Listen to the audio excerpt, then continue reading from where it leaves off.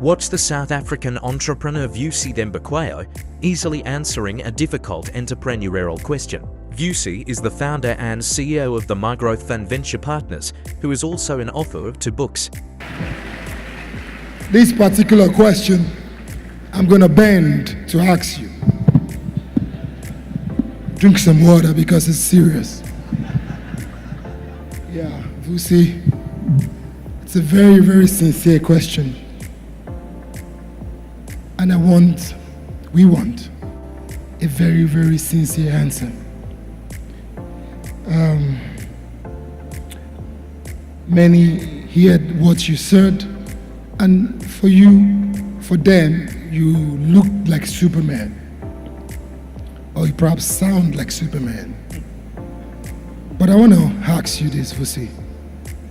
This is a 3-in-1 question, and I want you to answer it in the sequence that I asked it. Vusi,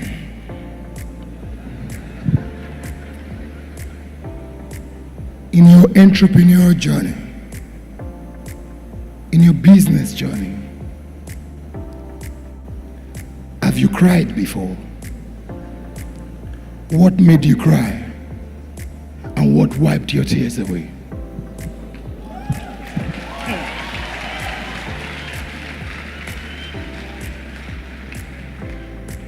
Is it me, or should he have like a podcast? Like, Oprah didn't die, she multiplied. Look at you. Well, didn't die on TV is what I meant. Yeah, I've had many of those moments. I'm trying to think of. Take your time. So, some time ago, I had some people working for me who were very close to me in the sense that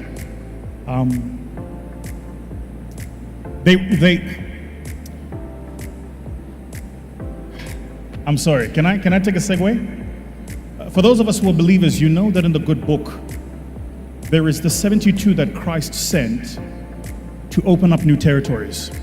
There is the 12 who were his disciples. But there is the 3 with whom he ascended, who got to see Christ be godlike. Y'all know what I'm talking about.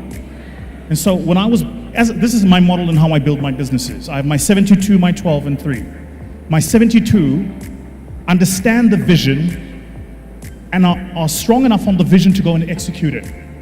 They don't need to like the vision bearer. They just get the vision. The 12 not only understand the vision, but they also have to be approximate to the vision bearer. In other words, the 12 have proximity to you. The 3 not only understand the vision and the vision bearer, but they also have access to the vision bearer. So they get to see the vision bearer most vulnerable and strongest. The mistake I think a lot of us make earlier on in our journeys is we don't know how to differentiate between these.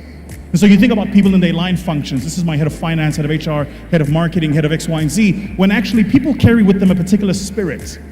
And you can have the wrong spirit doing the right job, and then it gets destroyed. So there was a time in particular we were just about to scale our venture business, our venture finance business. And I had 2 people in that business who I trusted with my life. And then I grew to learn that they were stealing from me. But I didn't just grow to learn that they were stealing from me, it was that they were stealing from me when we were going through our hardest time. Now listen, human beings are human beings, right? But there is something insidious about me taking food from the table when you're barely eating yourself. This was at the time. We went through just over 2 years where I didn't pay myself a salary. This was at that time. And at that time, they were stealing. And not just stealing a little bit of money, I'm talking millions on millions on millions. The hardest thing was, these people weren't just in my business, they were family. So now you go through a million different calculations.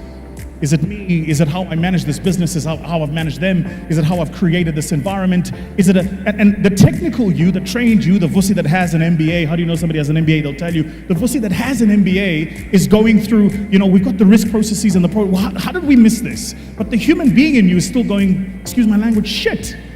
How do you steal from me When you know I'm barely managing to make payment for my kids' school fees, how do you steal when that happens?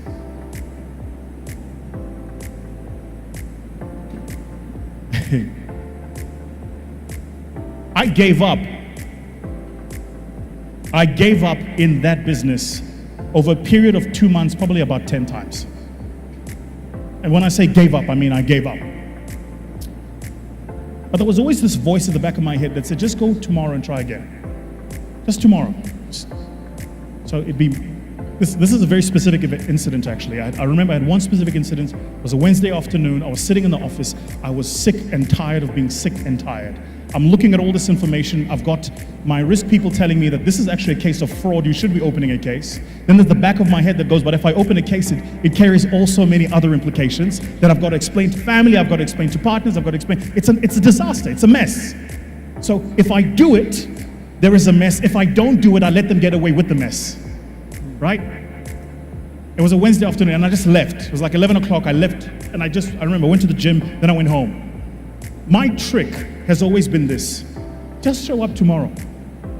That's it. There's no rocket science. Like, just show up tomorrow, 7:30, and try one more day. Just one more day. One more day. And so all I kept doing was one more day, then one more day, and then one more day.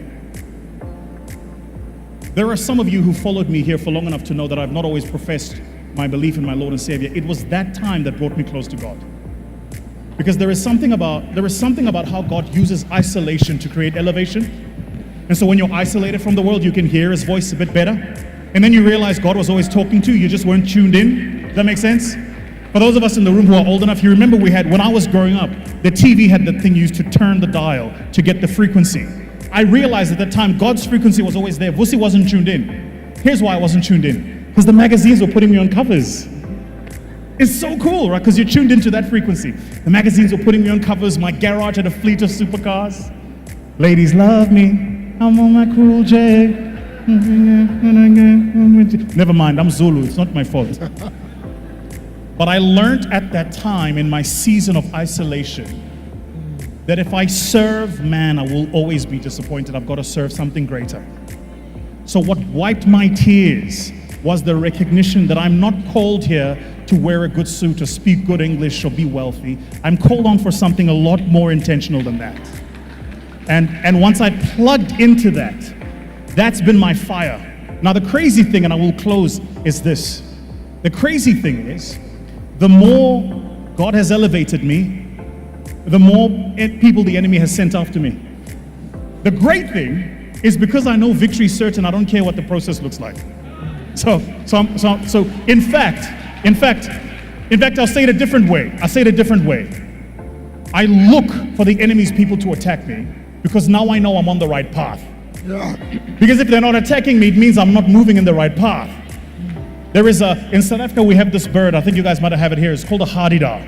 But it's a specific kind of bird. And one of the things this bird does is it lays an egg in the ground, right? And when you walk towards where it lays an egg, it'll run in the other direction and make a noise at you.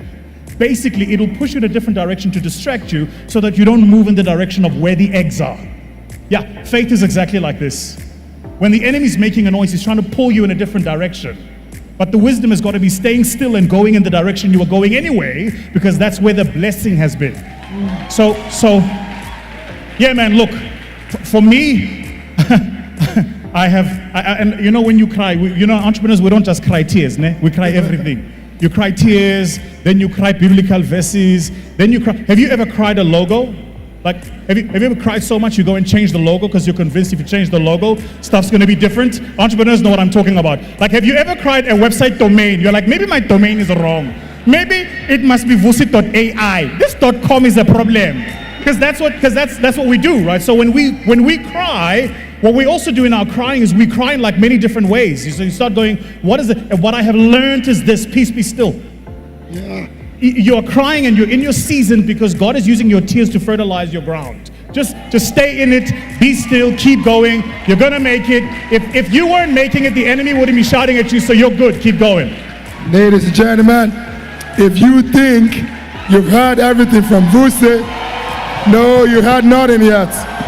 You had nothing yet, because Vusi is going to be having a closed room session. Yes, with, let me say, a blessed and chosen one. It's going to be having a session. He's releasing some books for us in Nigeria here. And to get into his room, just get the book. You would hear more of the stories. Thank you so much, Vusi Thembekwayo. Let's put your hands together for him. Thank you so much.